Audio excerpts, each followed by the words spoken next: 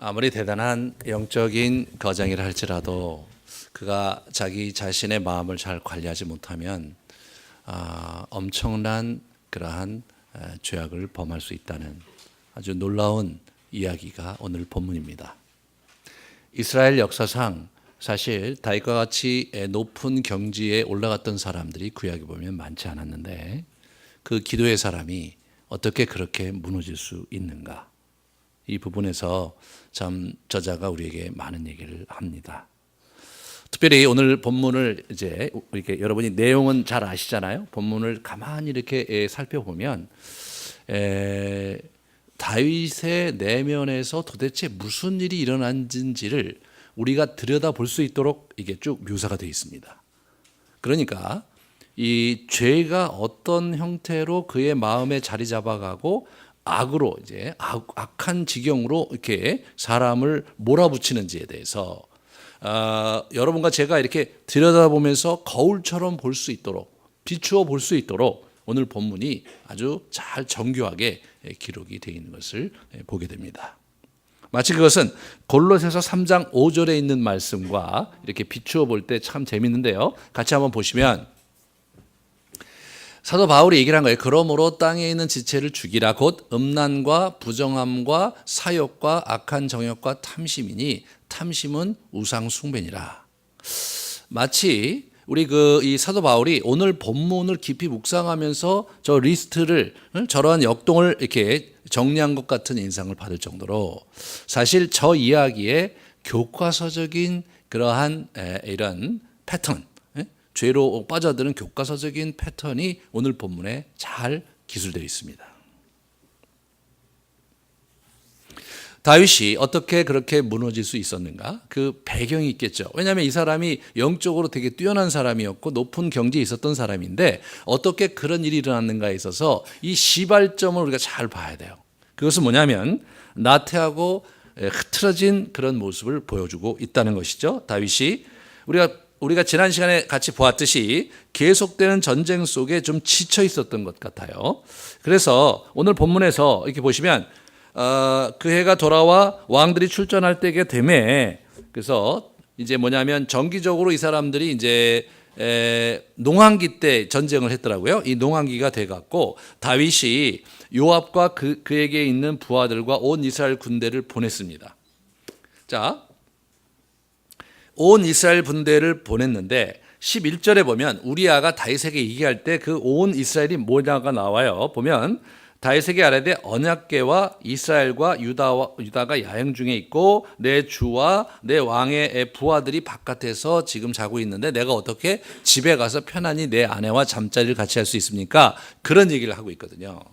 그러니까 여기서 우리가 이제 언뜻 보면 이렇게 생각할 수 있잖아요. 다윗이 왕이고 이제 전쟁을 해야 되는데 다윗은 왕궁을 지키고 또 전체적으로 이제 이게 우리 그 나라를 지켜야 되니까 나라를 제대로 기능하게 하고 뒷배가 되어야 되니까 자기의 그 부하 장군 중에서 유력한 장군에게 군대를 줘서 전쟁을 수행시키는 장면으로 1절을 읽을 수가 있어요. 근데 11절에 가면 얘기가 좀 달라져요. 왜냐하면 11절에 가면 언약궤가 거기 가 있거든요. 언약궤가. 예. 언약궤가 거기 가 있다는 것은 굉장히 이게 아주 진지하고도 심각한 전쟁이라는 것을 우리가 생각해 볼 수 있고 언약궤가 거기 가 있는데 다윗이 거기 없다는 것 자체가 이 사람이 지금 영적으로 얼마나 문제가 있는가를 극명하게 보여주는 겁니다. 이 암몬과의 전쟁은 사실 이스라엘에게 굉장히 커다란 어려움이었어요. 그 암몬이 이제 마지막으로 남아 있거든요. 한번 지도를 보시면 이 암몬이 그 이스라엘에서 정동쪽으로 64km 지는 저기 요단강 건너편에 있는 암몬의 수도인데 그 다음에 이렇게 그림을 보여주시면 그 다음에 이렇게 보세요. 예, 저게 그 라빠가 있었던 그곳에 있는 도시거든요. 그러니까 저기에 그 라빠 성이 이제 저렇게 돼 있는 그런 이제 다다음 시간에 이제 라빠성 전투에 대해서 이제 자세히 말씀을 드릴 때 더 말씀을 드리겠지만 저 친구들이 저런 난공불락의 어떤 그런 그 성을 지어놓고 거기서 있었는데 저 친구들이 가장 심각한 문제가 뭐냐면 신전 제의를 쟤들이 몰렉 종교를 믿고 있었는데 몰렉 종교가 뭐냐면 자기 아들을 불살라 바치는 제의를 갖고 있던 친구들입니다. 영적으로 굉장한 긴장이 있는 거예요.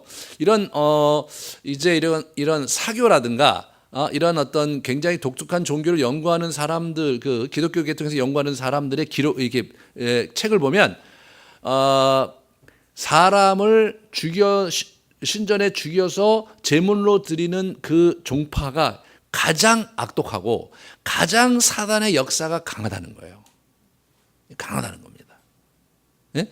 입다라는 사람이 사사기에 나오는데요. 그때도 암몬과 전쟁이 일어났거든요. 입다가 이상한 얘기를 해요. 뭐냐면 하나님, 내가 가서 암논을 가서 이기면 내가 돌아올 때 첫 번째 보는 그 사람을 당신께 제물로 바치겠다는 얘기를 해요. 굉장히 이상한 얘기거든요. 그거는 이스라엘 백성이 없는 얘기고, 그것은 레위기에서 금하는 얘기거든요. 사람을 신전 제물로 바치는 것은 금하는 얘기인데 이 사람이 그런 얘기를 한 거예요. 왜 그랬는지를 아셔야 돼요. 암몬은요, 예? 자기 자식을 불살라 바치면서 지금 전쟁에 참여하고 있는 거예요. 그러니까 이 입다가 굉장한 긴장이 있었던 거죠. 돌아왔는데 처음에 자기를 맞이한 게 자기 딸이고, 이 사람이 또 고지식하게 자기 딸을 바칩니다. 예. 이 긴장이 사실은 이제 있는 거거든요. 그러니까 이 암몬과의 전쟁에는 큰 긴장이 있었다, 영적으로. 그걸 우리가 염두에 두신다면 이 사람들이 왜 언약궤를 가져갔는가를 이해할 수 있을 거예요. 언약궤를 가져갔는데 이 사람이 지금 어디 있냐면 왕궁에 있는 거예요. 2절은 더 재밌습니다. 저녁 때에 다윗이 그의 침상에서 일어났습니다. 이게 아침에 침상에서 일어나는 게 맞죠. 그 다음에 밤중에 침상에서 일어나면 뭐예요? 이 사람이 고민이 많구나. 이게 뭔가 이 암몬과의 전쟁 속에서 이 사람이 시름을 이루고 잠 못 이뤘구나, 이렇게 생각할 수 있잖아요. 근데 이 사람이 이게 언제 일어나냐면 저녁 때 일어나요. 저녁 때. 그러면 대낮에 그 잠을 잤거나 또는 이렇게 이 침대에서 빈둥거리면서 나오지 않고 있었다는 것을 보여주잖아요. 이 사람이 지금 굉장히 나태합니다. 예? 육신으로도 나태하고 영적으로도 나태하고. 우리가 9장과 10장에서 확인한 바로는 이 사람이 전쟁을 이제 했는데, 이 전쟁하면서 마음이 되게 힘들었더니 전쟁을 이제 그만하기를 원해서 정복 전쟁이 끝나고, 근데 그게 잘 안 되는 거죠. 이 사람이 9장에 가서 보시면 9장에 은총을 베푸는 자의 삶을 살기를 원했던 거예요. 자, 9장 본문을 보면, 자, 은총을 베풀리라, 하나님의 은총을 베풀고자 한다 하면서 사울 왕 집안에 누구 살아있는 사람이 있었는데 은총을 베풀겠다.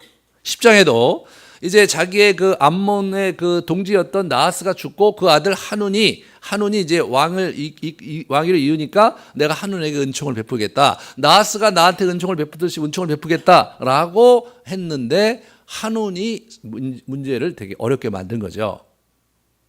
이 사람은 지금 나이가 40대 후반입니다. 30살에 유다의 왕이 됐고, 유다 지파의 왕이 됐고, 38살에 이제 북이스라엘 전체의 왕이 됩니다. 그리고 정복 전쟁을 했으니까, 정복 전쟁이 뭐 하루 이틀에 끝나는 전쟁이 아니잖아요. 지금 암몬과의 전쟁도 보면 벌써 2년이 넘게 걸리거든요. 보통 이제 고대 국가에서 한번 전쟁을 하면 몇 년씩 걸리는 거거든요. 그러니까 그 정복 전쟁이 끝나고 최근에 있는 전쟁이 다 끝나보면 40대 후반이었을 거라는 생각이 들어요. 이 사람이 10대 후반에 사무엘상 17장에 골리앗과의 전투에 참여해서 승리를 한 이후로 이 사람은 지속적으로 전쟁을 했는데 자그마치 30여 년을 전장터에서 보냈습니다. 자기의 젊은 날을 전쟁터에서 보낸 거예요. 그리고 이제 전쟁을 할 만큼 했고 정복도 할 만큼 했어요. 그러니까 뭔가 자기가 좀 이렇게 인간답게 좀 평안하게 살고 싶은 그러한 욕망이 이 사람이 컸던 것 같아요. 그래서 지금 이 사람이 그렇게 됐는데, 지금 이제 그 요압이라는 사람이 아주 재미난 사람인데, 요압이 사무엘하 이제 10장에 이렇게 보시면 요압이 지금 전쟁을 하는 장면을 같이 보면 이 사람이 지금 영적 지도자인 걸 보게 돼요. 자, 그 다음 거를 보여주시면, 너는 담대하라. 우리 하나님의 성읍을 위하여 담대히 하자. 여호와께서 선히 여기시는 대로 행하시기를 원하노라. 그러면서 전쟁을 해요. 저기에서 다윗이 해야 될 얘기거든요. 이 사람이 영적 전쟁이라는 그런 커다란 개념과 틀 위에서 전쟁을 수행하고 있습니다. 그런데 다윗은 그 전쟁에 참여하지 않고 있어요. 답답해 갖고 이제 12장 마지막 부분에 보면 요압이 이제 그 암몬과의 마지막 랍바선 전투에서 자기가 이제 파바를 보내서 전령을 보내서 이제 우리 그 다윗이 참전할 것을 독려합니다. 우리 한번 볼까요? 보시면 요압이 이제 전령을 보냈습니다. 뭐라고 하냐면 이제 왕은 그 백성의 남은 구사를 모아서 그 성에 맞서 진치고 이 성읍을 쳐서 점령하소서. 내가 이 성읍을 점령하면 이 성읍이 내 이름으로 일컬음을 받을까 두려워하나이다. 그러니까 내가 이 성을 취하면 이제 결국은 내 이름이 드높여질 거 아니에요. 지금 저기 언약궤를 가져와서 지금 온 이스라엘이 다 참전하고 있는 상황인데 그 왜 그렇게 있냐고 막 하니까 비로소 다윗이 슬그머니 군대를 모아서 랍바로 가서 랍바를 이제 점령하는 장면이 보입니다. 그러니까 성경의 전후 문맥은 다윗이 지금 나태함에 사로잡혀 있었고 그리고 단순한 자기 직무를 유기하는 나태함을 넘어서 영적 나태함에 빠져 있었다. 그것을 우리에게 보여주고 있습니다. 다윗은 지금 영적 침체에 빠져 있었습니다. 이스라엘 온 군대가 언약궤와 함께 전장에 나가 있었는데 자기는 궁에 머물고 있고 우리 11절에 보면 우리아가 이제 야 너 집에 가서 좀 쉬어라 이렇게 하면서 좀 무마하려고 하니까 우리아가 하는 얘기들 보면요. 내가 이렇게 요압과 내 왕의 부하들이 바깥들에 진치고 있거늘 내가 어찌 내 집에 가서 먹고 마시고 내 처와 함께 자리이까 내가 이 일을 행하지 아니하기로 왕의 살아계심과 왕의 혼의 살아계심을 두고 맹세하나이다 이런 얘기하거든요. 이게 사실은 우리아의 입에서 나온 거지만 다윗이 그렇게 하고 있었어야 된다는 얘기를 간접적으로 저자가 우리에게 들려주는 측면이 있는 거거든요. 지금 이게 다윗이 마땅히 지금 그 자리에서 자기도 절제하면서 그 전쟁에 전념해야 되는데 이 사람이 지금 밖에 나와 있는 거죠. 아주 대단한 영적 그 나태함에 이제 빠져 있었던 겁니다.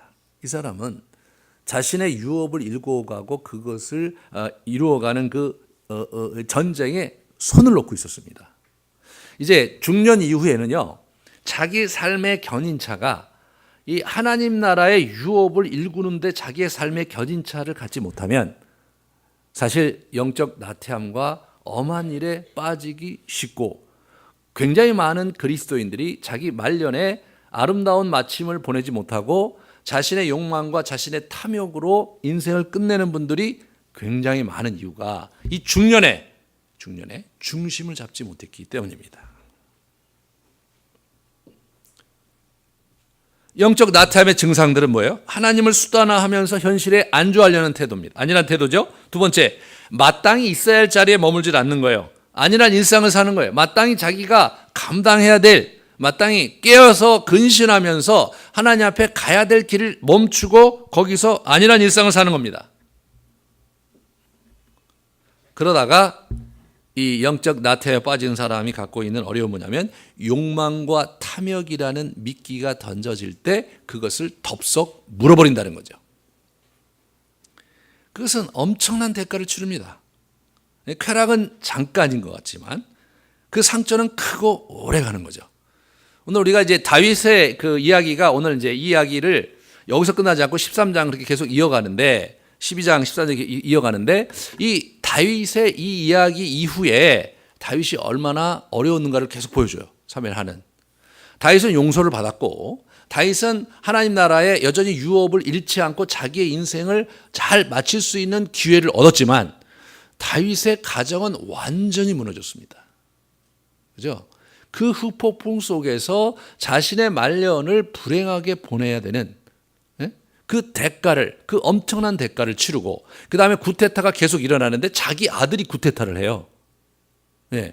그러한 대가를 치르게 되는 그러한 원인 제공이 바로 이 사람이 그 욕망과 탐욕이라는 그 짐승의 등을 타는 바람에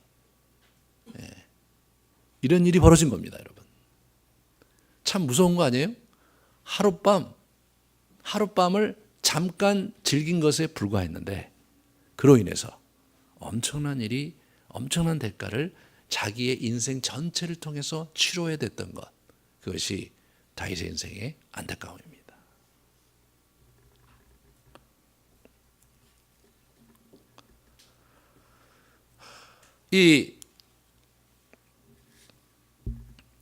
이럴 때 이제 가장 어려운 게 이제 영적인 공격이거든요. 사무엘하 12장 13절 14절을 보면요. 이제 그 나단이 와서 지적을 하면서 이제 얘기하는 거예요. 14절에 이 일로 말미암아 여호와의 원수가 크게 비방할 거리를 얻게 하였으니 이렇게 얘기하죠. 얻게 하였으니 당신 애는 죽을 것이다. 그런 얘기를 합니다. 여호와의 원수가 크게 비방할 거리를 얻게 했다. 그죠? 그들을 날뛰게 만든 거죠. 예? 그들의 장난에 놀아난 겁니다. 이게 이제 우리의 영적 여정에서 생각을 많이 해봐야 되는 장면인 거예요.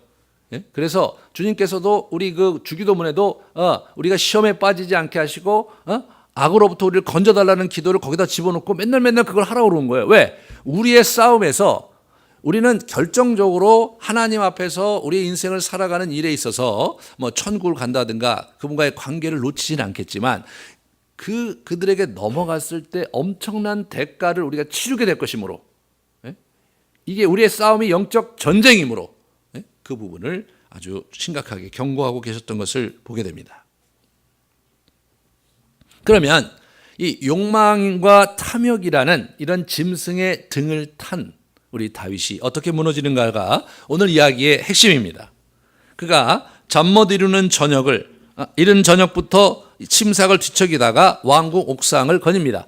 이 사람들의 옥상은 이렇게 평평한 데다가 거기가 이렇게 천막도 있고 이제 그 정원도 있고 그랬대요. 그래서 이제 초저녁에 상쾌한 바람이 불 때 거기가 이제 건기우기가 있는데 이제 그 더우니까 그럴 때 이제 바람을 쐬면서 우리 같으면 정원이 있는데 이 사람들이 정원이 이게 옥상에 있었다고 생각하시면 돼요. 이제 그런 형태로 이제 거닐다가 어떤 한 여인이 목욕하는 장면을 봅니다. 바세바가 목욕을 하는데 이제 멀리 보니까 어떤 아주 대단한 미인이 목욕을 하고 있는 걸 보면서 이 사람이 이제 거기에 확 마음이 쏠리는 거죠. 그럼 바세바는 왜 그 장면에서 거기서 나와서 지금 왜 벌거벗고 목욕을 하나 이렇게 생각할 수 있는데 이게 이제 그 뭐냐면 이게 정결 의식을 행하고 있었던 거예요. 보시면 4절에 보면 그 여자가 그 부정함을 깨끗하게 했음을 이렇게 나오는데 이게 어디 나오는 거냐면 레위기 15장 19절 24절에 나온 저기 보세요.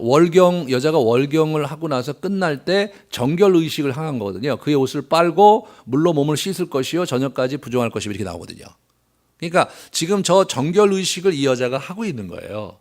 그거를 이제 우리 다윗 왕궁이 이렇게 높은 위에 있었고 나머지 사람들의 집은 이렇게 밑에 있었거든요. 그러니까 그렇게 보면서 이제 이 친구가 그거를 눈여겨 본 거죠. 그런데 그럼 어떻게 하냐 이 사람이 사람을 보내서 누군가 알아봐요. 알아봤더니 뭐냐면 엘리암의 딸 우리아의 아내 바세바다 이렇게 나옵니다. 이렇게 되면 어떻게 돼요? 이 집안이 보통 집안이 아닌 겁니다. 바세바의 가문에 대해서 알아야 이야기가 좀 더 역동적으로 흘러가는 걸 여러분이 이해하실 텐데 엘리암과 이 사람들은 뭐냐면 다윗의 30용사 중에 한 사람들이었어요. 이게 한번 보겠습니다. 네, 저기 보세요. 이제 사무엘하 23장에 나오는 건데 요압의 아우 아사엘은 30명 중에 하나에 쭉 나온 다음에 리스트가 아히도벨의 아들 엘리암이 나옵니다. 그죠? 그 다음에 저 39절에 햇사람 우리아. 그러니까 아히도벨의 아들 엘리암과 햇사람 우리아가 30장수 중에 한 사람들이었어요. 네? 30장수 중에 한 사람이었어요. 세 유명한 장수가 있었고 그 다음에 30용사가 있었거든요. 그중에 두 사람이 아주 굉장히 충복이에요. 다윗의 입장에서는. 그런데 저 엘리암의 아버지가 아히도벨이라는 데 주목하셔야 됩니다. 아히도벨을 알아야지 이 상황을 잘 이해할 수가 있는데 아히도벨은 어떤 사람이냐? 모사였어요. 한번 이렇게 보세요. 그 다음에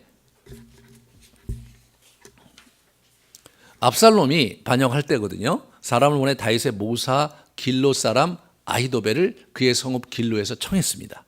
그런데 저 사람은 어떤 사람이냐? 그때 아히도벨이 베푸는 계략은 사람이 하나님께 물어서 받은 말씀과 같은 것이다.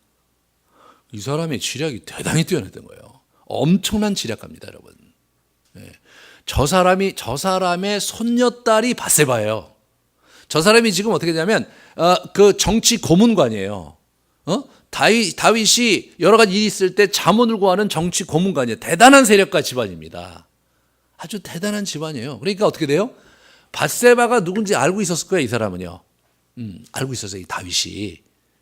예. 여러분 솔로몬이 밧세바에게 낳은 아들이잖아요. 굉장히 지혜로웠잖아요. 근데 이 다윗 가문에 그렇게 지혜로운 자가 없습니다. 이거는 이 밧세바 라인에서 아히도벨의 그 피를 이어받았기 때문에 이 솔로몬이 그렇게 머리가 좋았던 거지요. 예? 아히도벨 같은 사람이 어디 있었겠어요? 그러니까 그 손주가 그죠? 그 머리를 이어받은 거잖아요. 보통 이 외할아버지를 많이 이렇게 머리가 따라간다는 그런 속설이 있는데 그런 것 같아요. 근데 자, 어쨌든 아히도벨이 그런 집안이니까 이 다윗은요, 이 집안 사람이라는 걸 알았으니까 거기서 일을 끝냈어야 돼요.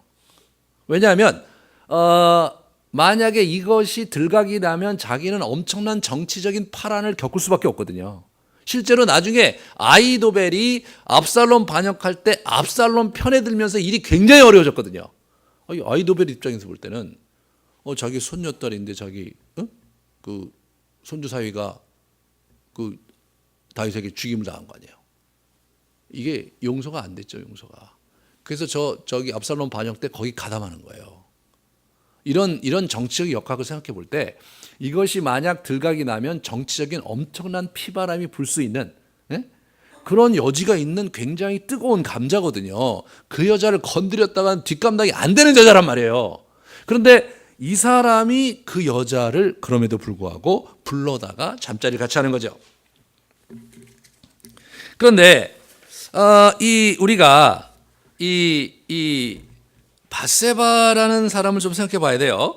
밧세바도 다윗이 누군지를 잘 알았을 거고 아마 인격적으로도 뭐 서로 충분히 교류가 있었을 가능성이 매우 높죠. 그러니까 이 사람이 정치적인 지위가 있는 집안 사람이었으므로 이 여자는 어떻게 되냐면 거부권을 행사할 수가 있잖아요. 그냥 여염집 안 하기 아니란 말입니다. 자기가 정치적인 입지가 있는 그런 집안 여자이므로 say no를 할 수가 있는 거예요. 제가 거부할 수가 있는데 이 여자 거부권을 행사를 안 했어요. 그 당시에 이제 여자가 그러면은 거부할 때 여염집 여자라도 소리를 지르면 거부가 가능했어요. 신명기 22장에 보세요. 신명기 22장 이렇게 보시면 그 처녀는 성 안에 있으면서도 소리를 지르지 아니하였으므로 그 남자는 그 이웃의 아내를 욕보였습니다. 그래서 둘 다 이제 죽이는 겁니다. 저게 이제 처녀라고 나오는데 저건 위에서 보면 정혼한 처녀예요. 그러니까 만약에 정혼을 하지 않은 처녀를 그 욕보였고 강간을 했을 경우에는 법적으로 되면 그 여자를 데리고 이혼하지 않고 평생 데리고 살아야 되는 규정이 나옵니다. 무조건 그 여자를 데려다가 평생 책임을 져야 돼요. 그런데 정혼한 처녀는 어떻게 유부녀와 같이 법적으로 유부녀와 똑같아요. 그러니까 그 유부녀를 건드리면은 이제 안 되는데 건드렸는데 그 여자가 소리를 지를 수 있었음에도 불구하고 소리를 안 질렀다. 만약에 들에서였으면 소리를 질러도 도울 자가 없으니까 어쩔 수 없어요. 그럴 경우에는 여자에게 책임을 안 물었어요. 그죠? 성 안에서도 여자가 소리를 질렀잖아요. 그럴 경우에는 책임을 안 물었어요. 이게 이제 유교하고 굉장히 다른 거예요. 유교는 몸을 더럽혀지면 그러면은 그게 부정한 여자예요. 그러나 구약 성경은 몸을 더럽혀졌다고 부정한 여자가 아니고 그가 원하지 않는데 강제적으로 당했을 때는 그 여자는 부정한 여자로 절대로 정죄하지 않았습니다. 이 부분을 우리가 잘 생각해야 돼요. 왜냐하면 실제로 제가 상담을 하다 보면 어렸을 때 그러한 추행을 당하거나 그랬을 때 부모님이 자기를 굉장히 그 여자들 같은 경우 그거를 뭐 굉장히 왜 그렇게 했냐 못나 이렇게 이런 식으로 면박을 줄 경우 그게 상처가 돼갖고 평생 가는 그런 분들을 덜어 만나거든요. 기독교적으로 그것은 그 사람의 잘못도 아니고 그 사람이 부정한 것은 더더욱 아닙니다. 여러분 지금 혹시 과거에 그런 경험이 있어서 아픔이 있다면 모든 것을 주님 앞에 내려놓고 그것은 그냥 해프닝이었고 나에게 큰 아픔이었지만 나의 죄는 아니다. 그런데 재미있는 건 뭐냐면요. 여러분 이 밧세바가 그러면 여기서 순응한 것 같은데 재미난 건 뭐냐면 성경 구약과 신약 그 어디에도 밧세바에 대해서 문제가 있다고 지적하는 것이 단 한 군데도 없어요. 그러면 오늘 본문을 다시 보면 4절에 보시면 전령을 보내어 그 여자를 자기에게로 데려오게 하고 그 여자가 그 부정함을 깨끗하게 하였으므로 더불어 동침했다. 좀 말을 이렇게 좀 이게 어순을 바꿔버렸어요. 이게 어순이 아니라 문장의 순서를 바꿔버렸어요. 아마 이게 이분들이 잘 모르고 이게 문장의 순서를 그렇게 했는데 워낙 원어는 문장의 순서가 이렇지가 않아요. 그러니까 쉬운 번역을 보면 아주 잘 번역을 했어요. 다윗은 사람을 보내 밧세바를 데리고 오게 했습니다. 밧세바가 오자 다윗은 그 여자와 잠을 잤습니다. 그때 밧세바는 월경을 끝내고 깨끗하져 있었던 상태입니다. 이렇게 나와요. 저게 원어 어순에 맞거든요. 저걸 가만히 묵상해 보면 이런 거죠. 밧세바를 불러서 온 거예요. 밧세바가 누군지 알고 바세바도 다윗이 누군지 알고 이제 서로 안면이 있는 사이죠. 그런 안면이 있는 사이인데 왔어요. 오자마자 어떻게 되냐면 바로 덮친 것 같아요. 뭐 뭘 어떻게 해볼 도리도 없이 그냥 당한 것 같아요, 여자가. 그랬기 때문에 성경은 저 여자에게 아무런 잘못을 묻질 않습니다. 그렇잖아요? 왜냐하면 모세오경에 보면 이렇게 유부녀가 남자하고 간음을 했을 경우는 둘 다 돌로 쳐 죽이는 거거든요. 그런데 나단이 우리 다윗에게 분명히 회개할 것을 요청했지만 밧세바에게 회개라는 얘기도 없고 밧세바가 회개한 적도 없어요. 그죠? 그런 걸로 봐서 저 장면의 모든 책임은 다윗에게 있었던 것이 너무나 분명합니다.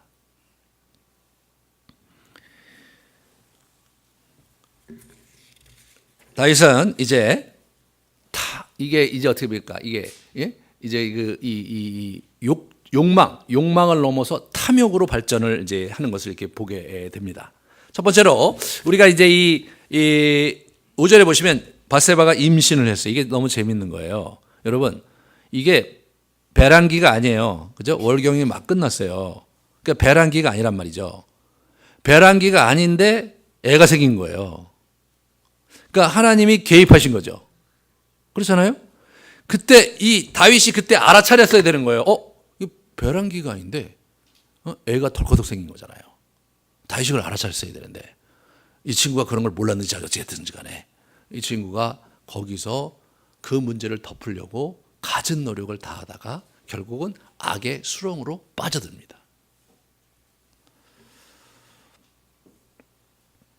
우리는 여기서 잠깐 다윗이 이 상황을 숨기려 했던 배경을 좀 생각해 볼 필요가 있어요. 다윗은 왜 이 상황을 숨기려 했을까? 첫 번째, 이것은 율법을 어긴 것으로 문제가 심각합니다. 율법에 보면 신명기 22장에 이렇게 보시면 저기요. 어떤 남자가 유부녀와 동침한 것이 드러나거든 그 동침한 남자와 그 여자를 둘 다 죽인다. 그러니까 이제 이렇게 되면 어떤 일이 벌어집니까? 이게 제사장들의 법정 그죠? 논박이 될 수가 있어요. 아히도벨이 가만히 안 있었을 거예요.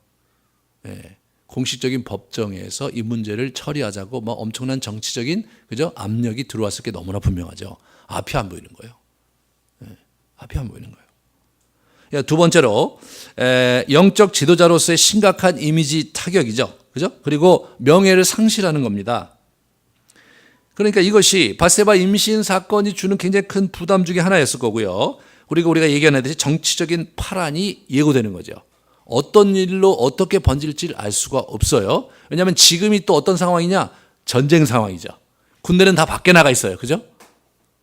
여러분 중국 역사책을 가만히 보면 이게 얼마나 어려운 상황인지 여러분 아실 거예요. 그죠? 그러니까 군대가 어떤 사람의 통수권을 주잖아요. 주면은 어떻게 되냐면 굉장히 위험하다고 군주는 느끼는 거거든요. 그런 느끼는 거예요. 그러니까 선조가 우리 이순신에게 느꼈던 긴장이 그거거든요. 승리를 하고 나면 그죠? 통수권을 갖고 있기 때문에 이 친구가 밀고 올라오면 자기 자리가 제대로 되지 않을 거라고 생각을 한 거예요. 이게 되게 자연스러운 거예요. 고대 국가에서는. 그러니까 여기서 만약에 이것이 들통이 나서 그리고 현장에서 그것이 알려지고 이래가면서 우리아가 거기 있고 그다음에 거기 또 엘리암도 있고 이 사람들이 다 장수인데 여러분 이게 그림이 안 그려지지 않습니까? 이게 어떤 형태로 일이 벌어질지 그림이 안 그려지는 거예요. 이게 그러니까 이 사람이 여기서 이것을 무마시켜야 된다고 생각한 것은 아주 지극히 인간적인 거죠. 이 사람으로서는 그렇게밖에 안 되는 거예요. 이게 그러니까 이 사람이 양심이 있으니까 이제 이 문제를 교묘히 덮으려고 그랬어요. 그래서 요압에게 편지를 보내서 우리아를 데리고 옵니다. 그래서 우리아에게 이제 얘기하면서 이제 뭐 겉으로 이게 신용을 하죠. 그래서 뭐 어떻게 요압은 잘 지내냐, 군대 동향은 어떠냐 이런 거 이제 묻습니다. 다 얘기하니까 그래 수고했다, 고생 많았으니까 이제 집에 가서 쉬어라. 그러면서 여기 보면 음식을 딸려 보내죠. 음식을. 그래서 이렇게 음식을 뒤에 딸려 보내주면서 이제 이렇게 이 사람을 반드시 집으로 가게 하려고 그런 제스처를 취했는데 이 사람이 우직한 사람이죠. 그래갖고 안 가고 문간방에서 자기 종자들, 다윗의 종자들과 같이 잡니다. 그러고 나서 다음날 되니까 이게 참 안 잔 거예요. 안 간 거예요. 그래서 너 왜 안 가냐? 그랬더니 이제 11절에 아까 얘기했던 그 얘기를 이제 이 우리아가 하는 거죠. 언약궤와 이스라엘과 유다와 야영 중에 있고 내 주 요압과 내 왕의 부하들이 다 바깥에 있는데 내가 어떻게 그럴 수 있습니까? 왕의 이름을 걸고, 그다음에 왕의 혼의 살아계심을 두고 맹세해 난 절대로 그럴 수 없습니다. 그런 얘기를 한 거죠. 굉장히 우직한 충정의 남자였는데 그 충정 때문에 이 사람이 죽는 겁니다. 그러니까 다윗이요, 그 사람의 그 우직함을 보고 평소 같았으면 그걸 귀하게 여겼겠지만 상황이 그렇지는 않거든요. 저 우직함의 칼날이 반드시 자기에게 올 거잖아요. 반드시 자기에게 올 거란 말이죠. 그러니까 마지막으로 그래 그럼 너 여기 있어라. 그리고 나와 같이 있자. 그리고 다음 날 됐을 때 저녁에 잔치를 배설합니다. 그리고 엄청나게 파티를 하게 해갖고 이 친구를 술을 거나하게 먹여요. 술김에 좀 집에 가라고. 근데 이 친구가 집에 가지 않고 잔 거죠. 아이, 세상을 좀 융통성 있게 살아야 되는데 말이야. 이 우리아가 그래서 죽는 거 아닙니까? 다윗의 입장에서는 뭐예요? 선택의 여지가 없는 거예요. 어떻게 하면 뒷수습을 어떻게 해야 돼? 이거 뒷수습이 안 되는 거잖아요. 선택의 여지가 없는 거예요, 이게. 그러니까 어떻게 돼요? 우리아를 제거하는 방법밖에는 없다고 본인이 생각한 거죠. 이게 어려운 거예요, 이게. 여러분, 욕망과 탐욕이라는 그 등을 타면 안 되는 거예요. 그 등을 타면 어떻게 됩니까? 그것이 데려다 주는 데 끝까지 가고야 마는 거. 그게 죄의 본성이고 죄의 역도인 거죠. 결국은 갈 때까지 가는 거죠. 네. 세상에 이제 신문지상에 문제가 되는 이 사람들 이렇게 보면 그 사람들이 처음에 그렇게 했겠어요? 가다 보니까 눈덩이처럼 불어나면서 갈 때까지 가는 거죠. 갈 때까지 가는 거예요, 이게. 그러니까 우리아는 다윗의 편에서 보면 어떻게 됩니까? 다윗의 선택의 폭을 자꾸 줄여줘, 이 사람이. 자꾸 줄여. 쉽게 어떻게 가려고 그러는데 쉽게 가지질 않아요. 그러니까 이 사람이 어떻게 됩니까? 편지를 써요. 그 편지를 이 사람이 진짜 그거 좀 다른 전령에게 보내야 되지 않습니까? 그거. 이왕 편지를 쓸 거면 뭐 그게 그거라고 생각할 수도 있지만, 아니 나를 죽이라는 명령서를 자기가 가져가게 하는 이 다윗의 심보가 어떤 면에서 화가 났는지도 모르겠어요. 이게 좀 가서 잘하면 잘 것이지 말이에요. 그러면서 자기가 편지 써서 봉해갖고 은밀한 서신처럼 해갖고 보낸 거죠. 네, 그래서 전쟁할 때 맨 앞에 이 친구를 선두주자로 내놓고 너희들은 뒤로 확 빠져라. 그러면 그래서 그래 죽게 해라. 그런 밀명을 내립니다. 실제로 요압이 그 얘기를 듣고 이제 적용을 하는데 보면 그렇게 하진 않아요. 왜냐하면 여러분 공격하다가 걔를 놔두고 뒤로 다 빠지면 빠지는 이 사람들이 그 납득할 수가 없잖아요. 왜 그 요압이 그걸 다 뒤집어 써야 되잖아 이제. 요압이 그렇게 하지는 않았고 전령의 얘기에 의하면 어떻게 되는 겁니까? 전쟁을 독전을 하다가 드디어 그들이 문을 열고 나왔는데 그들이 굉장히 우세했어요. 우세했는데 자기들이 그럼에도 불구하고 끝까지 밀어붙여서 그들의 성곽까지 이렇게 계속해서 밀어붙였는데, 그런데 어떻게 되냐면 성 위에서 이제 활 쏘는 사람들이 활을 쏜 거죠. 여기 가만히 읽어보시면 요압이 그걸 유심히 관찰해요. 유심히 관찰해. 그 다음에 저쪽에 궁수가 배치되어 있는 걸 자기가 다 머리에 두고 있다가 글로 밀어붙여서 그 앞에 누굴 선두주자를 세우냐면 이 우리아가 선두주자가 되는 거죠. 이 사람은 또 우직하고 충정이 있으니까 정말 죽을 힘을 다해서 적을 거기 끝까지 간 거 아니에요. 그리고 우리아와만 죽은 게 아니라 우리아와 함께 있었던 몇몇 그 이스라엘 군인이 죽습니다. 참, 이 너무나 심각한 일이 벌어진 거예요.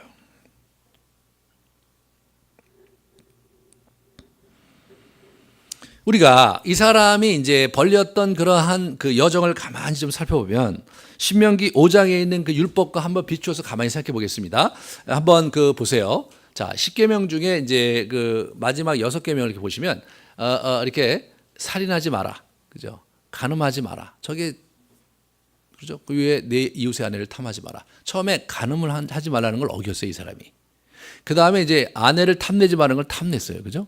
그 다음에 어떻게 됩니까? 그 문제를 수습해서 안 되니까 살인을 하게 하는 거예요. 죄는 뭐예요? 덩어리예요, 덩어리. 네? 조중에서 아주 칼로 잘 오려내서 하나만 산뜻하게 죄를 범하고 이런 걸 없는 거예요. 죄는 덩어리예요, 덩어리. 그러니까 뭐 하나 잘못 누르면 옆에 있는 여러 가지가 따라서 가는 거예요. 우리가 보통 이런 생각을 하잖아요. 저 사람이 해도 너무했지. 어떻게 거기까지 갈 수 있어? 그런 얘기를 우리가 많이 하잖아요. 저 정도 선에서 머무르 어떻게 거기까지 갈 수 있어? 그런 얘기를 하잖아요. 근데 실제로 가만히 생각해 보면 거기까지 갈 수밖에 없는 거예요, 그 사람은요. 네? 죄가 덩어리이기 때문에 하나만 짓고 나는 더 이상 짓지 말아야지. 두 번째는 안 하고 그러지는 않게 되는 거예요, 죄라는 게.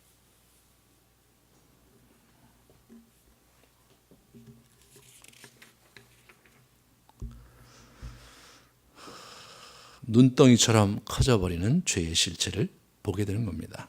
이 탐욕을 성취하는 다윗이죠. 결국 자신의 탐심을 극대화시켜서 작전에 성공하자 밧세바가 결국 그 소식을 듣겠고 그 소식을 듣고 나서 애도 기간이 끝납니다.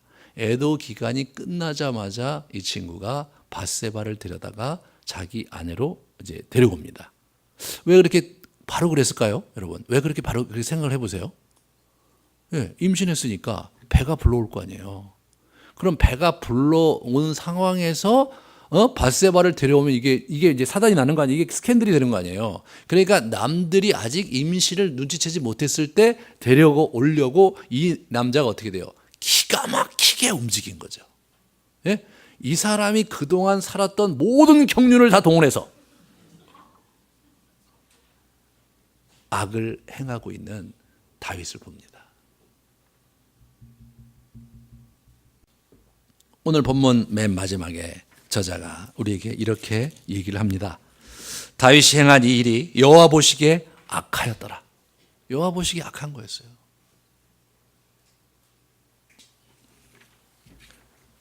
우리는 우리 다시 이 바울로 돌아가서요. 갈라디아서에 보면 이 정욕과 탐심에 대해서 이런 얘기를 해요. 그죠?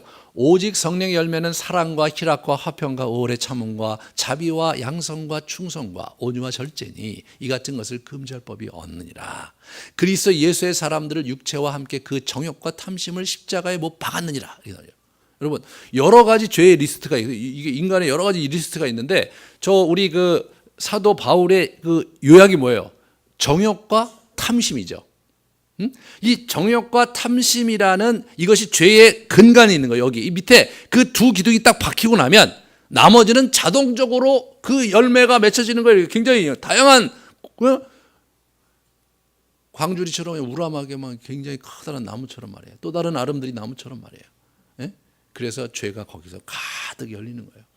이게 정욕과 탐심 이 두 마리가 가장 큰 문제입니다. 예. 가장 큰 문제예요. 저 등을 올라탔다가는 어디까지 갈지 모르는 거예요. 설사 그 사람이 아무리 신앙이 좋고 그동안에 아무리 훌륭한 삶을 살았다 할지라도 저 두 마리의 등을 그랬다가는 어디로 가서 자기 인생이 망가질지 모르는 것, 그것이 인생입니다. 여러분. 그것이 인생인 거예요. 그래서 다시 처음에 봤던 본문으로 돌아가면 골로새서 3장의 본문, 그러므로 땅에 있는 지체를 죽이라. 네, 음란과 부정과 사욕과 악한 정욕과 탐심이니 탐심은 우상숭배다. 네? 바울이 핵심 덕목을 얘기하는 겁니다. 저거를 죽여야 된다 이거예요. 자, 그러면 다시 우리의 현실로 돌아와서 그걸 죽여야 되는 건 아는데 어떻게 죽이냐 말이에요. 어떻게? 저 두 마리의 등을 올라타면, 그죠? 다윗 같은 사람도 결국은 살인까지 가는 엄한 곳에 가서 부딪힐 지경인데 여러분과 저는 뭐냐면 더 심각하게 망가지겠죠. 그러니까 다시 처음으로 돌아가면 왜 다윗이 저 두 마리의 고약한 놈의 등을 탔느냐? 그것은요, 영적 나태함이 있었기 때문입니다. 예? 영적 나태함이 그의 삶을 지배하고 있으면 악한 영이 우리를 우는 사자처럼 삼킬자를 찾는 게 악한 영이잖아요.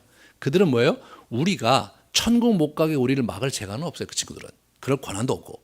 뭐냐면 이 사람은 우리가 하나님 나라의 선한 도구로 쓰여지고 우리가 하나님 나라의 유업을 읽으면서 하나님께 영광을 돌리면서 그 나라가 번창하는 것이 배가 아프도록 싫은 놈들이거든요. 우리를 그거 못하게 막으려고 하는 거예요. 그런데 가만히 있다가 어떻게 됩니까? 영적 나태함이 있는 사람들, 그런 사람들을 꿀리는데 뭘로 유혹하냐면, 예? 미끼가 뭐예요? 저거예요.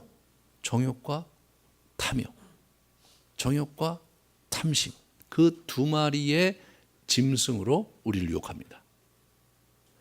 자기가 영적으로 깨어있으면 그러한 유혹이 올지라도 점잖게 물리칠 수가 있는 거죠. 만약 다윗이 깨어있으면 깨어있어서 어떻게 돼요? 그 얘기를, 저 바세바라는 얘기를 듣고 웃으면서 아유, 내가 또 실없는 생각을 했네. 자기 부인 많잖아요. 그렇잖아요.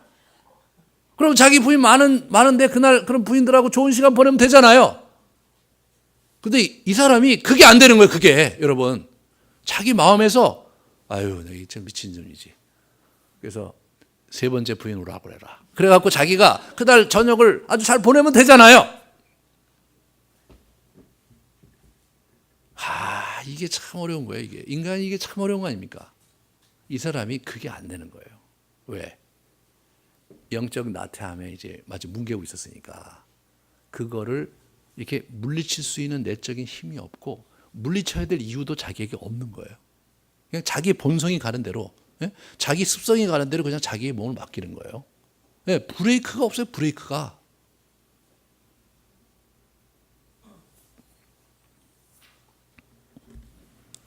이 영적 나태함이 욕망과 탐욕이라는 두 마리의 짐승을 만나면 어떻게 됩니까? 거짓 음모와 수많은 나쁜 짓을 하다가 결국은 악으로 끝나는 거예요. 악으로. 처음에는 실수였어요. 예? 처음에는 정말 그 쾌락을 즐기려고 그냥 한번 눈치 찍은 것 같고 하룻밤 잔 거에 불과했어요. 근데 이게 그 두 마리의 등을 타고 나니까 어떻게 됩니까? 사람을 죽이는 데까지 이르는데 아주 불의하게 죽이는 거예요. 자기의 부하잖아요. 의인이잖아요. 의인을 죽여. 이 고약한 짓이죠. 그러니까 역대기에 가면요, 다윗의 그 잘못을 지적하는데 밧세바라는 이름이 안 나와요. 예? 그 뭡니까? 그 우리아를 죽인 일이 나와요. 예. 우리아를 죽인 일 외에 하나님 앞에 잘못한 일이 없었다. 그렇게 평가를 해요, 이 사람 얘기를. 밧세바와 동침한 얘기를 하는 게 아니에요. 그걸로 인해서 빚어져서 결국 우리아를 불의하게 죽인 것, 그것이 하나님의 진노를 샀다. 그렇게 얘기한단 말이죠. 그러면 밧세바와 잠자리를 같이 하냐고 그러면은 우리 우리아를 죽이지 않을 방법이 있었겠는가? 그게요, 이론적으로는 가능하지만 영적 나태함에 있다가 그걸 덥석 물은 사람에게는 그게 안 되는 거죠. 그게 안 되는 거예요. 그렇게 해서 우리가 인생을 꼬라박는 거예요. 네. 우리가 더러 실수도 하고 더러 우리가 잘못도 하는데, 여러분, 이게 이제 나이가 들어서 40대가 됐는데 이런 잘못을 범하면 어떻게 됩니까? 치명타를 입습니다. 다윗이 용서를 받고 두 번째 기회를 얻고 그가 정말 하나님 나라의 또 귀한 사람으로 남은 여생을 살았지만 그의 가정은 완전히 망가졌습니다. 이게 이제 문제인 거예요. 이 사람의 탐심과 이 사람의 정욕이 가정을 완전히 풍지박산 만든 거예요.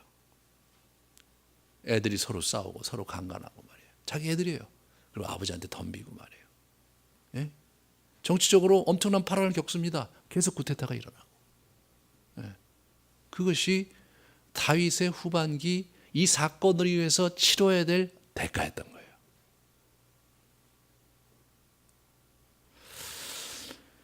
여러분 가운데 혹시 젊어서 탐욕이나 정욕 때문에 실수를 하신 분이 있다면 이제 회개하고 이제 또 나름대로 살고 있는 여정을 더 굳건히 잘 가실 수 있기를 바랍니다. 더 이상 손해보지 않고 더 이상 망가뜨리지 않고 자기 인생을 완성되게 살아가려고 경주를 하셔야 되겠죠. 그런데 아직 그렇게까지 망가지지 않았다면 우리가 정말 자신의 영적 나태함을 주의해야 합니다. 더러 죄를 질 수 있고 더러 잘못을 범할 수 있지만 이 정욕과 탐심의 등은 절대로 올라타서는 안 되는 거예요. 그래서 저와 여러분이 우리 인생을 완성도 있게 끝내기 위해서, 그죠? 계속해서 우리가 깨어서 우리가 기도하고 침잠하고 주님의 말씀을 묵상하면서 그 가야 될 이유가 오늘 본문에서도 명확히 드러나는 겁니다. 우리가 다음 시간에 이 이야기가 어떻게 발전되고 우리 다윗이 그걸 어떻게 또 힘들게 극복해 가는지를 보면서 같이 또 하나님 앞에 서기를 원합니다. 우리 같이 기도합시다. 여러분 가운데 정말 영적 나태함은 없는지 한번 돌아보시기 바랍니다. 최근의 삶 속에서 현실의 무게와 또 현실의 여러 어려움들 속에서 여러분이 정말 흔들려서 여러분의 영적인 부분을 소홀히 하고 있지는 않은지, 그 조그마한 잘못이 더 크게 발전할 수 있다는 것을 깨우치면서 하나님께 나아가는 시간 갖기 바랍니다. 같이 우리 기도하시겠습니다. 이제는 우리 가운데 오셔서 진정한 생명의 길을 허락하시고 유혹을 물리칠 수 있는 법적 토대를 만들어주신 예수 그리스도의 은혜와 우리의 인생을 축복하시고자 놀라운 비전을 주시고 경륜을 주시고 그리고 유업을 허락하신 하나님의 그러한 섭리와 무너질 때 다시 일으켜 세울 힘을 주시고 깨우치게 하시고 그리고 붙잡아 주시는 성령의 역사하심이 이 자리에 고개 숙인 형제자매들 머리 위에 이제로부터 영원토록 함께 있을지어다. 아멘.